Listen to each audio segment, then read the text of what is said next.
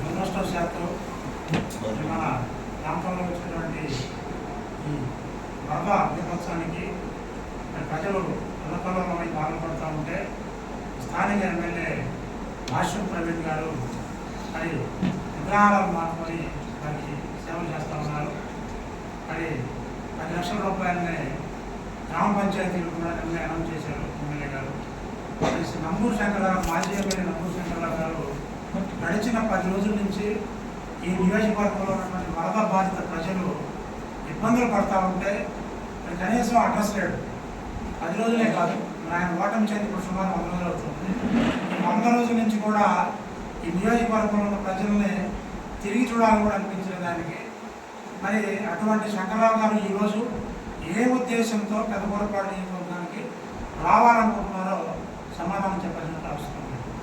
అలాగే మరి భాష్యం ప్రవీణ్ గారు మరి వరద బాధితులు పడినటువంటి జీవాలు కావచ్చు, జంతువులు కావచ్చు, మనుషులు కావచ్చు, అలాగే వైకుంఠపురం కట్ట దిగిపోతూ ఉంటే కలెక్టర్ గారిని, ఎస్పీ గారిని రేత్రి 12 గంటలప్పుడు వాళ్ళు వచ్చి ప్రజలను కాపాడే కార్యక్రమాలు చేపట్టారు. కొన్ని వందల జీవాలని, కొన్ని వేల జీవాలని, కృష్ణానదిలో స్ట్రక్ అయిపోయినటువంటి కొన్ని వేల జీవాలని అప్పటికప్పుడు తక్షణ సహాయ చర్యలు మరి పర్యవేక్షించి కాపాడటం జరిగింది. మరి శంకరరావు గారు గడిచిన 10 రోజుల్లో ఎక్కడ తప్పున్నారు ఈ నియోజకవర్గ ప్రజలు తెలియాల్సిన అవసరం ఉంది.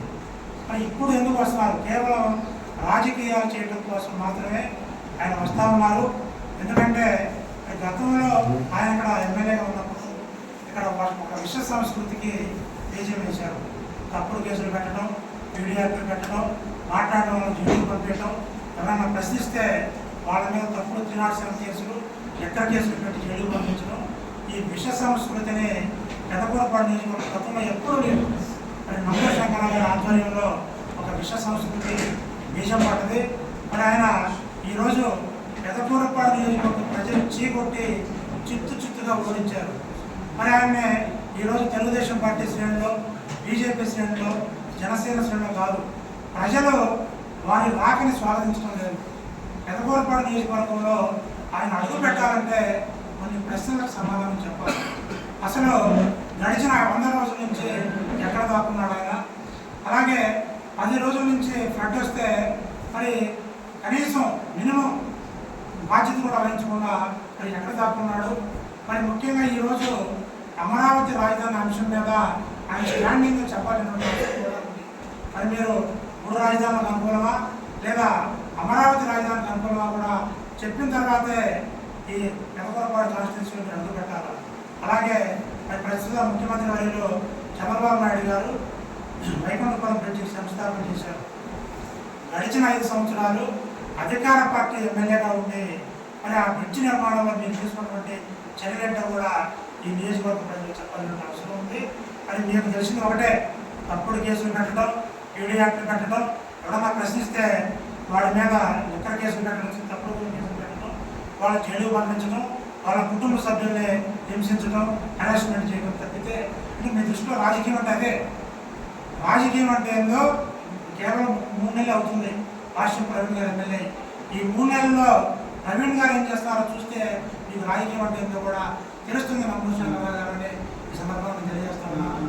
మరి ఆయన భాష్యం ప్రవీణ్ గారు మరి కలెక్టర్ గారిని, ఎస్పీ గారిని, జిల్లా యంత్రాంగం మొత్తాన్ని కూడా నియోజకవర్గంలో పెట్టి ఎక్కడ ఒక్క ప్రాణ నష్టం లేకుండా, ఒక్క జీవనం నష్టపోకుండా, ఒక్క బర్రెలు కానీ, గేదెలు కానీ లెక్కల్లో 2 గంటల మంది కృష్ణానది పరివాహక ప్రాంతం ఒక్క జీవం కూడా ప్రాణ నష్టం జరగకుండా కాబట్టి ఘనత భాష్యం ప్రవీణ్ గారిది. మీరు నేర్చుకోవాలి. 5 సంవత్సరాల్లో మీరు చేయలేంది 3 సంవత్సరాల్లో పరిపాలన అంటే ఏంటో, పరిపాలన ఎలా ఉండాలో, ప్రజారంజకంగా ప్రజా సంక్షేమం కోసం పనిచేయాలని చెప్పని భాష్యం ప్రవీణ్ గారిని చూసి మీరు నేర్చుకోవాలి. మీరు మిమ్మల్ని పెదకూరపాడు నియోజకవర్గంలో అడుగు పెట్టలేరు ప్రజలు.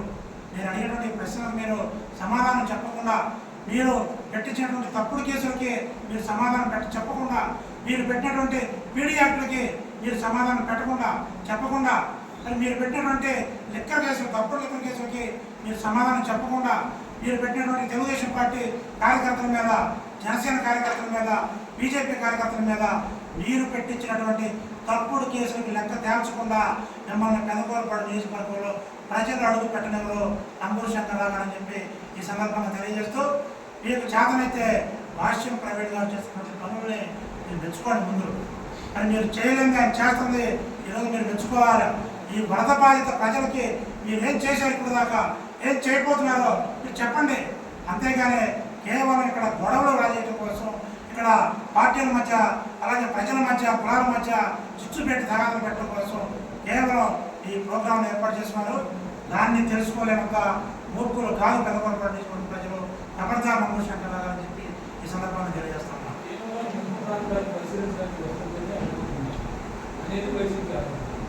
అదేవిధంగా కొన్నిసారి వైసీపీ నాయకులు వస్తేనే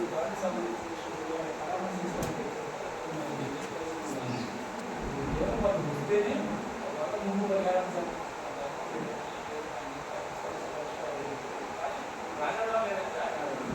ప్రజలు ప్రాణాలు గుప్పెట్లో పెట్టుకొని కృష్ణానది వరదల్లో చిక్కుకుని అల్లాడిల్లాడి అలకలాలు కంటే ఆ రోజు ఎందుకు రాలేకపోయాడు? ఆ రోజు వస్తే ఈ నియోజకవర్గ ప్రజలు కూడా హర్షించేవాళ్ళు. నియోజకవర్గంలో ప్రజలు ఈరోజు అమరావతి గ్రామం ఒక పక్క మునిగిపోయింది.